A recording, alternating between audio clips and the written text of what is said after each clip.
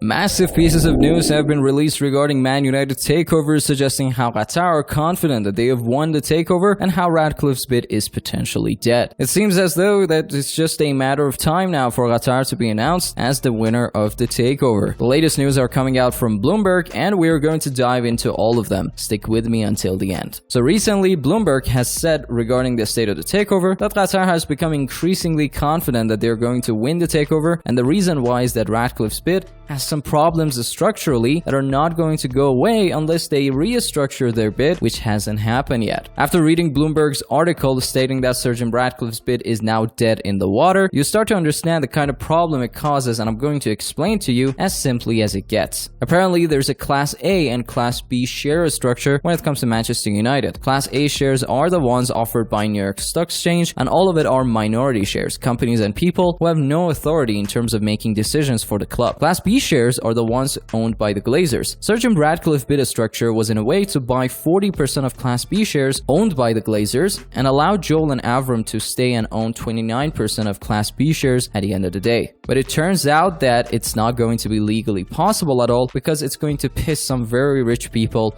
who own Class A shares off. They will want to sue Ineos because of that kind of offer in case Sir Jim Ratcliffe became the owner of United, and in that case, you can say goodbye to Manchester United shares. It's going to suffer a significant blow. There is no way that Ratcliffe and Ineos would want that kind of trouble on their hands. It is highly unlikely at this point. Now, before we move on, smash that like button if you want the takeover to come to an end soon. Also, consider subscribing to Always United for latest Man United news. David Hillier from Bloomberg has also dived into the matter in an interview with United View TV. During the interview, he said, and I quote, "For my part, I picked up on another aspect of this, which was to do with the Ratcliffe side. I was picking up from advisors to Man United that his bid, as things stand, is dead in the water. I mean, absolutely dead in the water. And the reason for that is he's proposing a structure that would buy out the Glazers, the majority shareholders, and not offer anything to the minority holders. The minority holders are slightly aggressive funds, mainly in the US. There are some in the UK though. I was told they have made it clear to Manchester United board via a letter that was sent that said, if you recommend this offer which prejudices us, gives us no offer at all, we end up with discounted shares while the Glazers get everything. In that case, we will sue."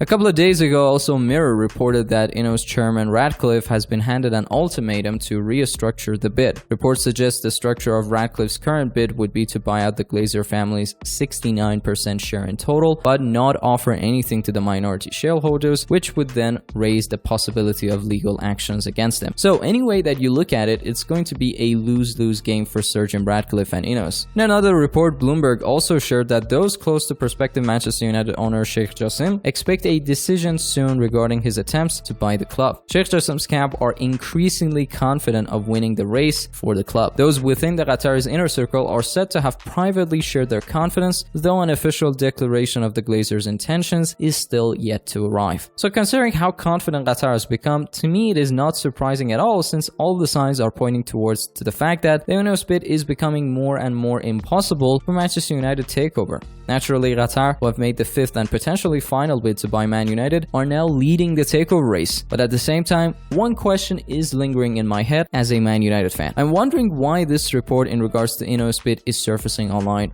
right now. Ratcliffe's bid for Manchester United was presented prior to the month of April. I mean, surely someone must have noticed that this sort of minority share acquisition is going to cause legal problems for them. It would be naive to think that they have figured it out right now, which means that ultimately the Glazers also must have known that the only real deal that can be made for the takeover of the club is through Qatar. So why make the process as long as it can get? The only plausible answer that comes to my head right now is that it has always been a game from the Glazers ever since April. A very dangerous and risky game, to be fair, to ask for more money from Sheikh Jassim and Qatar. But I'm more interested to hear your takes on the matter. It is also worth mentioning that after everything that has gone down in the last couple of days, there has been another spike in Man United's share price. The share price has risen again. However, compared to the spike that we experienced last month because of Al Watan report claiming that Qatar have won the takeover race, it is nothing. But that's it, guys, with the latest news. Thank you so much, guys, for sticking with me until the end of this video. Definitely share your thoughts on the latest Bloomberg report suggesting how Qatar is confident on winning winning, and also the Glazers' behavior in terms of delaying the final decision for the takeover. If you found this video useful, consider leaving a like. It can really help us with YouTube algorithm, and also consider subscribing to the channel for latest Man United news. If you're interested to hear more news, here are 2 videos that might pique your interest. But until next time, it's been a pleasure serving you guys.